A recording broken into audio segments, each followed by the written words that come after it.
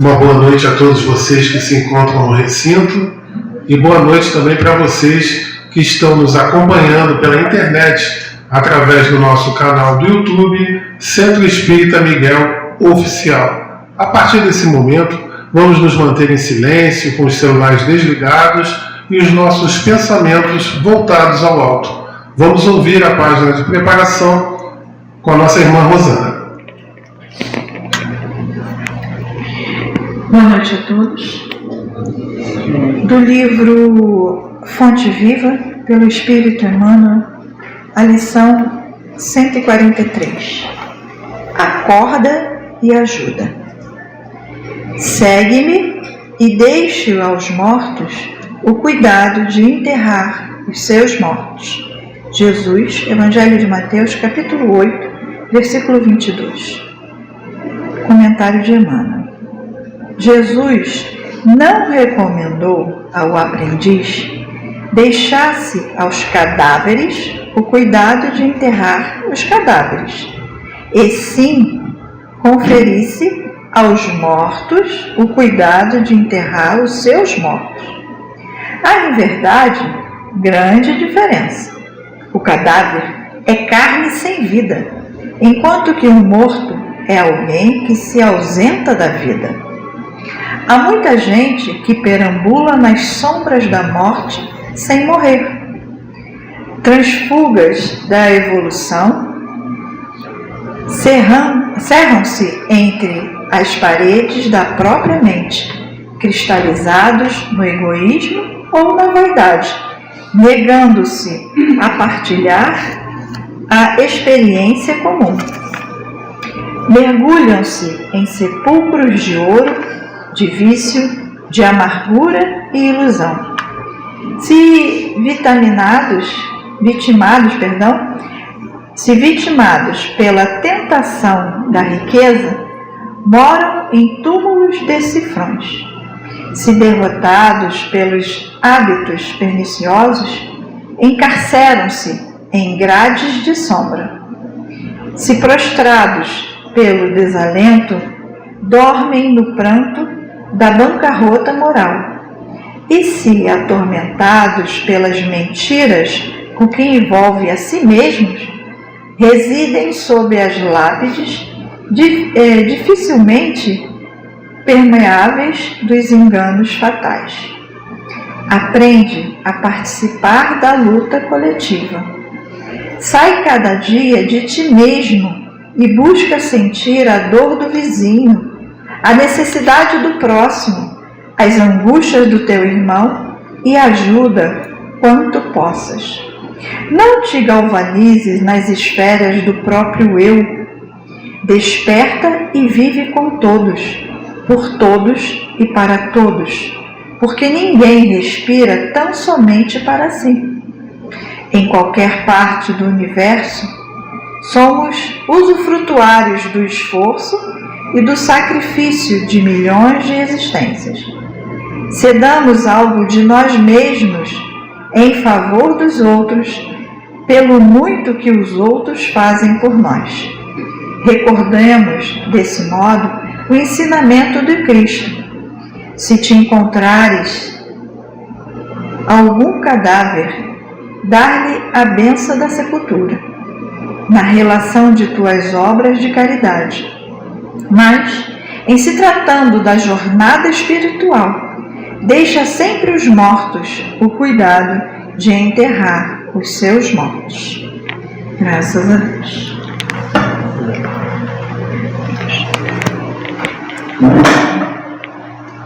Então vamos todos juntos, elevando os nossos pensamentos ao alto, agradecendo também o concurso da espiritualidade amiga da casa, ao caboclo Catuíte, às irmãs Margaridas, a Miguel e aos demais abnegados trabalhadores que aqui sempre se encontram na sustentação de todo e qualquer trabalho de nossa casa. Vamos conversar com Jesus. Mestre amigo, neste momento nos encontramos aqui nesse recinto, muitos de nós também, acompanhando através da internet, estamos elevando os nossos pensamentos a Ti. A Te agradecer, em primeiro lugar, a oportunidade de estudo e de trabalho de todos nós, porque nós que estamos sendo beneficiados por fluidos também nos ofertamos uns pelos outros. Já começa desde aqui. Então, te agradecendo por isso, pelo Evangelho que nos será servido logo a seguir, através de nossa irmã, que trará para nós os estudos. Toca a fronte da nossa irmã Marcília, que oferecerá esses estudos da noite para nós, fruto de tudo aquilo que ela vivenciou e que estuda, porque o nosso estudo é permanente. Te pedimos também, mestre amigo, que leve nosso agradecimento até Deus, nosso Pai, por tudo que Ele nos proporciona, hoje e sempre, a cada microsegundo, e muitas das vezes nem percebemos que cada um de nós possamos ser bons instrumentos da espiritualidade, empreendendo este trabalho de auxílio que é mútuo e de ensinamentos a todos nós. Sendo assim, mestre amigo, sob a tua permissão, estamos dando por iniciada a nossa reunião de fluidoterapia desta noite. Graças a Deus, graças a ti, Jesus. Então vamos todos, a partir de agora, ouvir a nossa irmã Marcília.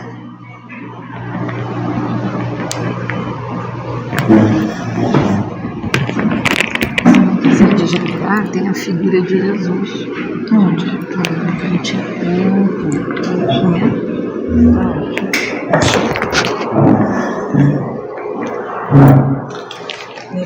Olá, boa noite a todos, amigos, companheiros de jornada. O fio está puxando. Que bom que estamos aqui, né? Reunidos nessa casa, graças a Deus, essa casa amiga que nos acolhe, para a gente estudar mais um pouquinho dos ensinamentos do nosso Mestre Jesus. E nós estamos no capítulo 10, que Kardec intitulou Bem-aventurados os que são misericordiosos. E dentro desse capítulo temos o item 9, que é o que a gente vai conversar hoje. Esse item é o cisco e a trave no olho. Já ouviram falar? Já, né? E como, né? E como? E Kardec começa colocando um trecho que foi anotado pelo evangelista Mateus, está no Evangelho de Mateus, capítulo 7. É uma fala de Jesus. Ele fala assim: por que vês um cisco no olho de teu irmão, tu que não enxergas uma trave no teu olho? Ou como dizes a teu irmão, deixa-me tirar um cisco de teu olho, tu que tens uma trave no teu? Hipócrita! Primeiramente tira a trave de teu olho, e então verás como poderás tirar o cisco do olho de teu irmão. É tão atual, né? Chega a doer assim dentro da gente quando a gente lê isso aqui, porque é uma coisa que a gente tropeça, que eu, né? Vou falar eu tropeço todos os dias, né? Com o estudo a gente vai aprendendo a identificar esses tropeços, né? Que já é esperançoso e consolador, né? Mas a gente ainda tropeça. O que será que Jesus quis dizer com isso?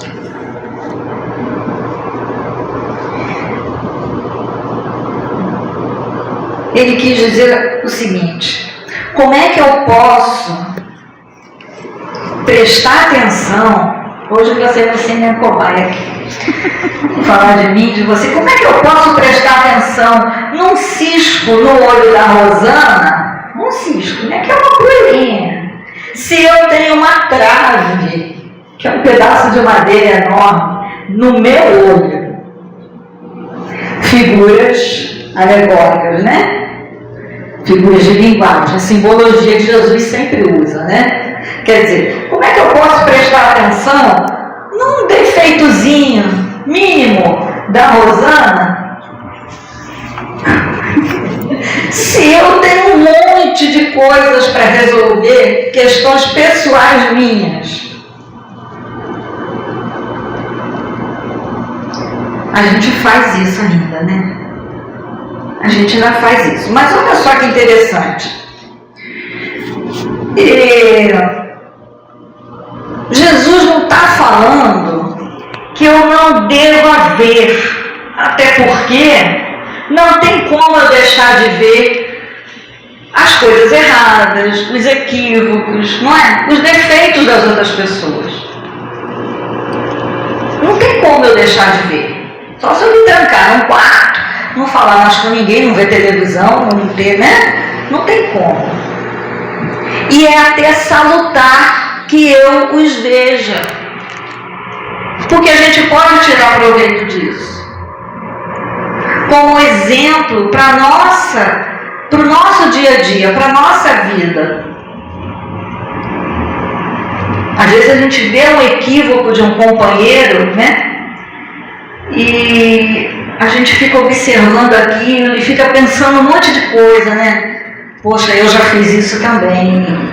Quantas vezes? Poxa, será que eu ainda vou fazer isso também? Será que eu já passei por isso? Então, observar isso e até mais para frente, a gente vai ter um estudo da indulgência. Eu não vou ficar aqui antecipando o estudo do próximo companheiro, mas aqui no estudo da indulgência, que é você se colocar no lugar do outro, entender a problemática do outro, né? Vai ter muitas perguntinhas legais aqui de que se é certo ou errado enxergar o defeito dos outros. Eu enxergo, o que eu vou fazer? Certo ou errado? Depende do que você faça com isso. Depende de como você se comporta, depende do que você vai pensar, depende do que você vai falar, depende se você vai expor o defeito da pessoa, né? Aí também pergunta, é certo ou errado corrigir a pessoa que está equivocada? Depende. Depende de como você vai conversar com a pessoa, depende se a pessoa está querendo ouvir, né? Depende se você está em condições de falar. Quantas coisas para a gente prestar atenção, né? Então, observar os ciscos nos olhos dos outros pode ser benéfico para a gente se a gente tirar aquilo como exemplo para as nossas vidas. Se a gente também aproveitar e ver que aquilo ali é uma oportunidade de ajudar a pessoa. Poxa, eu observei que fulano deu uma mancada, né?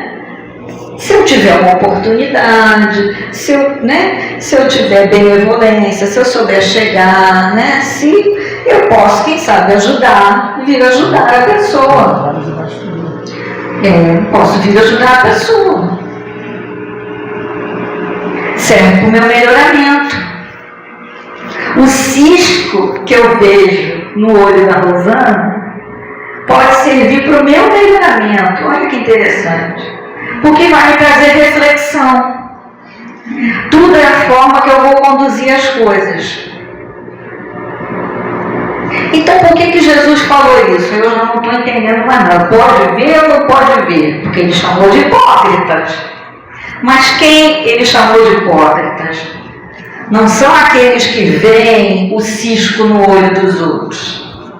São aqueles que veem e criticam, julgam.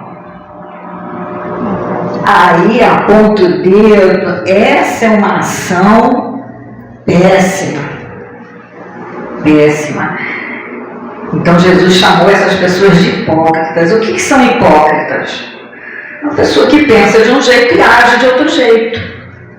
São dissimuladas, né? Pessoas fingidas. Ele também chamava os fariseus de hipócritas, né? Porque eles iam lá para a sinagoga, falavam a lei de Deus toda, mas por trás eles não agiam de acordo com aquilo que eles falavam. Mas por que eu não posso criticar? Por que eu não posso julgar? Por várias razões. Várias, inúmeras razões. A gente até esquece que a gente tem tanto motivo assim para não julgar, para não criticar um companheiro. Primeiro, eu não sou perfeita, né? A única pessoa perfeita que apareceu por aqui, que foi o nosso mestre querido Jesus, não criticou e não julgou ninguém. Não é verdade? Por que eu não posso julgar, nem criticar? Porque se eu me digo cristão, o que é ser cristão? É seguidor do Cristo, né? Desde quando esse nome foi inventado lá no princípio do cristianismo primitivo, né? Cristão significa seguidor do Cristo. Então, para seguir o Cristo, a gente precisa fazer o que ele fazia, né? Sentir o que ele sentia. Tem até a música assim, né? Então ele é nosso modelo e guia. Por mais distante que a gente pense que Jesus está da gente, o nosso esforço em ser cristão é segui-lo como modelo, né? É repetir o que ele fazia, da forma que ele fazia. E ele deixou isso tudo bem claro para a gente quando esteve aqui, né? Outro motivo que eu não posso julgar ninguém. Falando no popular, eu não tenho moral para isso. Eu não tenho moral para isso. Porque eu, como espírita, como reencarnacionista que sou, eu sei que esse cisco no olho da Rosana, eu já tive vários, piores. A história não nos engana, né? Está tudo registrado, a história da humanidade somos nós, é a nossa história. Conquistas, invasões, guerras, mortes, decapitações, etc, etc. Não adianta se iludir achando que você só foi donzela, camponesa e princesa. Isso não dá certo. Não dá certo. Nós nos comprometemos muito, avançamos muito, estamos avançando muito, mas ainda estamos aqui nesse planeta de provas e expiações, né? Ainda estamos lá na escala espírita, ainda estamos lá no espírito de terceira ordem, porque nós nos comprometemos muito. Então, como é que eu posso criticar o outro se eu, em outras vidas, já também passei por aquilo, já fiz pior, com certeza. E ainda faço hoje de vez em quando. Aliás, o princípio básico do Espiritismo, né? A reencarnação, ela nos dá um freio, não é? Assim, antes de você criticar, falar mal de alguém, só de você lembrar que essa não é a sua primeira existência, né? Que você teve várias experiências e também teve os seus comprometimentos, né? Ajuda muito, é muito consolador, muito esclarecedor. Por que eu não posso julgar também? Porque no momento que eu estou criticando, falando mal de alguém, apontando, eu estou servindo de exemplo para outras criaturas. Ah, mas quando eu faço isso eu estou sozinha, ninguém me vê. O que Paulo de Tarso disse?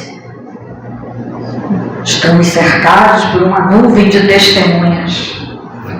Né, Chico? Todo mundo vê. Imagine a gente servindo de exemplo numa atitude ruim dessa, de crítica, para irmãos que estão buscando a nossa ajuda, o nosso exemplo, estão querendo se melhorar, não é? Aí eles veem a Marcília lá fora criticando, metendo mal, fulano, e aqui falando do Evangelho. A gente está no esforço, né? É claro que a gente ainda tropeça. E julgar e criticar é uma ação tão negativa, tão perniciosa, que a gente gera em torno da gente uma psicosfera negativa também. E aí a gente atrai, né, outros companheiros que ainda estão viciados, porque isso é um vício. Falar mal dos outros é um vício, gente. A maledicência, a crítica e o julgamento são atitudes viciosas nossas.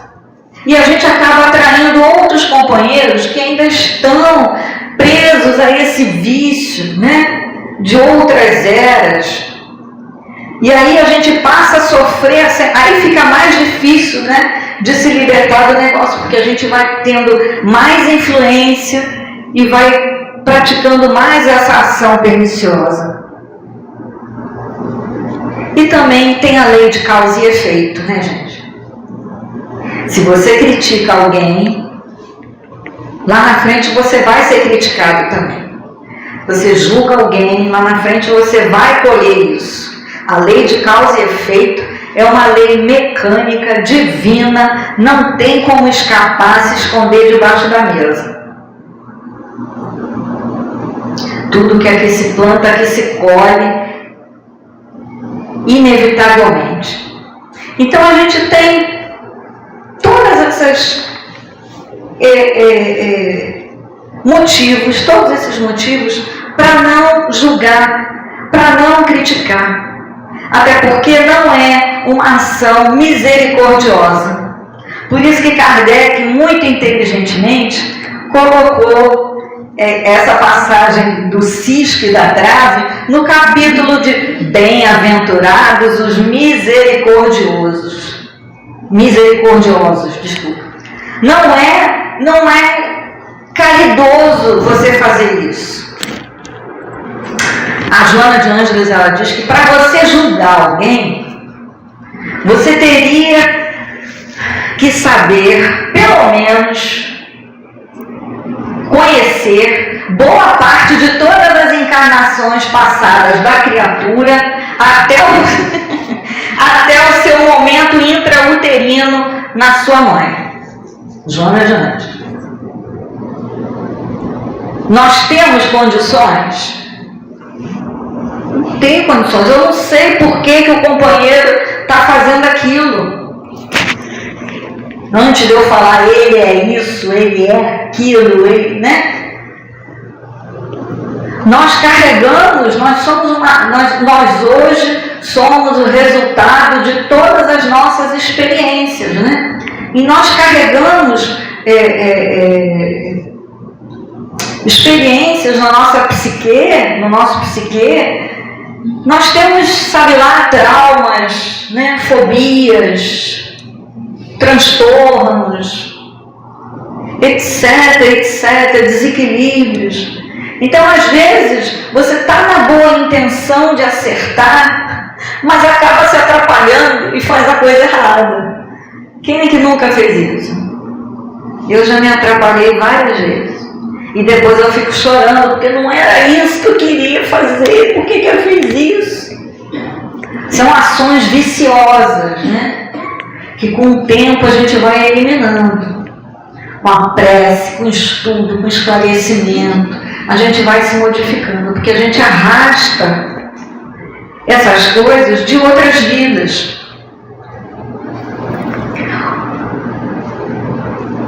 Por que julgar não é misericordioso? E por que apontar o dedo para o outro, para o defeito do outro, é muito mais fácil do que apontar o dedo para o meu defeito? A gente sabe que é mais fácil, não é? Apontar o dedo para a Rosana é muito mais fácil do que apontar o dedo para mim. Até porque eu tenho defeitos que eu nem sei ainda quais são. Fora os outros que eu tenho, que eu não assumo que eu tenho. A situação para eu para o meu lado. Por que é mais fácil? Por causa daquele cara chamado orgulho. É o orgulho que não me permite verificar quais são as minhas questões, as minhas problemáticas. Até porque dói, né? Você já viu quando as pessoas brigam, que um aponta o dedo na cara da outra e fala: você é egoísta. Eu sou egoísta, você que é mentiroso. Você assumir que é egoísta dói.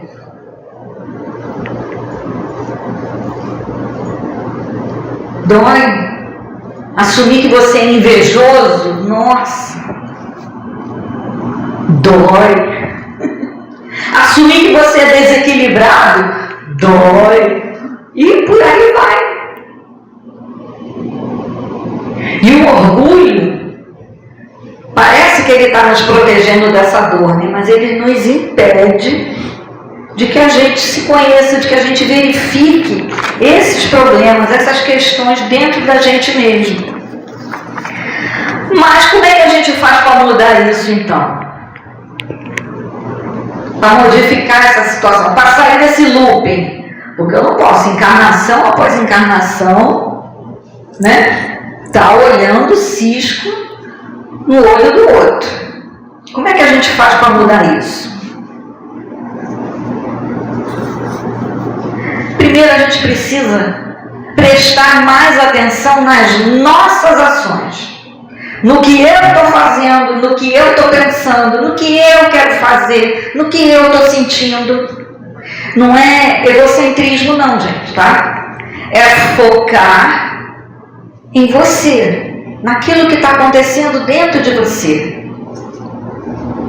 Tem uma passagem, está no Evangelho de João, eu não lembro os nomes direito, mas Jesus está reunido com os apóstolos e ele chama um dos apóstolos para seguir com ele, porque eles tinham que fazer alguma coisa. E o outro ele falou para ficar lá. Aí o que ele chamou para ir com ele, eu lembro até das minhas filhas, como eu disse, ele fala assim: Senhor, por que você chamou eu para ir, né? Para ir com o Senhor e o outro vai ficar ali, parado? Aí em João ele fala assim: se eu quero que ele permaneça até que eu venha, que te importa? Quanto a ti, segue-me. Gente, isso é barato, né? Isso é muito legal. A gente precisa se preocupar com o que Deus reservou para nós, não para o outro. Eu tenho que me preocupar com o que Deus reservou para mim. Mas como é que eu faço para saber? Aí já é outro problema. Como é que eu faço para saber o que Deus reservou para mim? Como é que a gente faz? Faz silêncio na alma. Conversa com Deus. Aquieta o coração. O tempo está agitado, o mundo está agitado, as pessoas estão agitadas, tudo está agitado, televisão, tudo está agitado. Mas há um momento que a gente precisa se recolher no nosso quarto íntimo, né? Fazer silêncio, para ouvir a Deus, pedir ajuda, conversar com seu mentor. Meu mentor, eu preciso descobrir o que Deus reservou para mim. Me ajuda. O que eu não estou enxergando? Né? O que está passando por mim? O que eu estou deixando passar? Quando a gente se movimenta, o universo conspira a nosso favor. Os positivistas falam isso, né? Mas quando a gente se movimenta, que a gente tem esse desejo, essa vontade, a espiritualidade amiga nos ajuda. Vai nos mostrando, vai colocando um amigo no seu caminho que te dá um conselho, né? Deus fala conosco através das pessoas. E a gente vai descobrindo aos poucos. Emmanuel, no Fonte Viva, ele também discorre, tem um texto que ele discorre sobre essa questão do cisco, né? Por que você repara o cisco no olho do teu irmão? Está lá no Fonte Viva, lição 113. E ele diz que é imprescindível habituar a visão na procura do melhor. Por que quando eu olho para a Rosana eu tenho que ver o cisco? Poxa, ela está com cabelo lindo, é sorridente, ó, é simpática, é querida, é amável, é inteligente.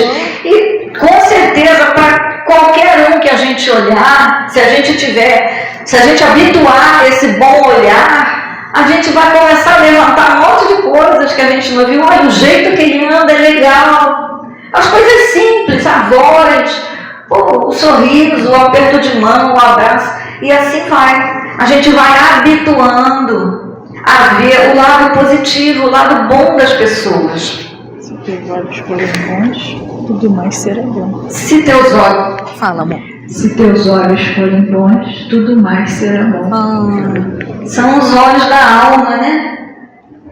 Tudo será bom. E aí, para encerrar, não vai dar para ler. Para encerrar, 5 minutos. 5 minutos. Eu tenho um texto aqui que é do Emmanuel também, mas eu não anotei o livro aqui, eu vou ficar devendo isso. Mas o importante da mensagem é sempre o conteúdo, né? É assim: o teu próximo é filho do Altíssimo, e pelo Pai será amparado com os recursos precisos. Portanto, gasta tuas energias corrigindo a ti mesmo, com esforço constante e atenção redobrada. Sendo assim, não interprete as atitudes dos outros como afrontas ou como qualquer prejuízo a ti. Perdoa e ora, pois não é contigo. O problema do outro, o cisco do outro, não é contigo. A tua obra pessoal de evolução, a tua busca para incorporar hábitos cristãos, a tua interpretação pessoal de amor ao próximo e a tua conscientização do papel que te cabe na vida, isso sim é contigo. Então, olha quantas coisas a gente precisa se preocupar. Nossas, né? Com o meu caminho, com a minha evolução, com as minhas companhias, com o meu pensamento, com o meu estudo, com a minha saúde. Nossa, tanta coisa. Que quando eu observar o cisco no olho do próximo, eu faço uma prece. É uma oportunidade de eu fazer uma prece, né? Poxa, que a companheira possa, né, perceber esse equívoco que ela está cometendo, né? Que ela possa ser auxiliada, que ela possa não cometer novamente esse equívoco, que ela possa se arrepender desse equívoco, que ela possa melhorar. Tem uma porção de coisa que a gente pode pedir quando a gente observar o defeito do outro. Não é verdade? Então, que a gente possa mudar esse jogo, virar essa ação viciosa que a gente arrasta nessas encarnações aí, prestando atenção em nós. Fiquemos com Jesus, graças a Deus. Boa noite.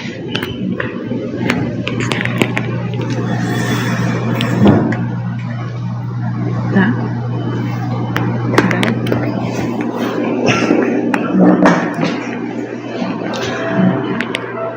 Graças te damos, mestre amigo, por essa oportunidade de estudo que acabamos de receber. As palavras de nossa irmã, os ensinamentos do Evangelho, ainda ecoam em nós e ecoarão durante muito tempo ainda, pois ensinamentos do Mestre Amigo são permanentes. E muitos ainda de nós, mesmo que não queiramos aceitá-los, eles vibram em nós, porque carregamos em nós a centelha divina. E é essa centelha que, com o passar do tempo, em nossa caminhada, vamos fazê-la brilhar, querendo ou não, porque chegará o momento em que vamos querer por demais que ela se acenda. Obrigado, Mestre Amigo, por essas oportunidades de estudo e de trabalho. Estudo, porque vamos ouvindo, e trabalho, porque vamos amealhando e transformando tudo isso em novas ações. Obrigado por tudo, Mestre Amigo.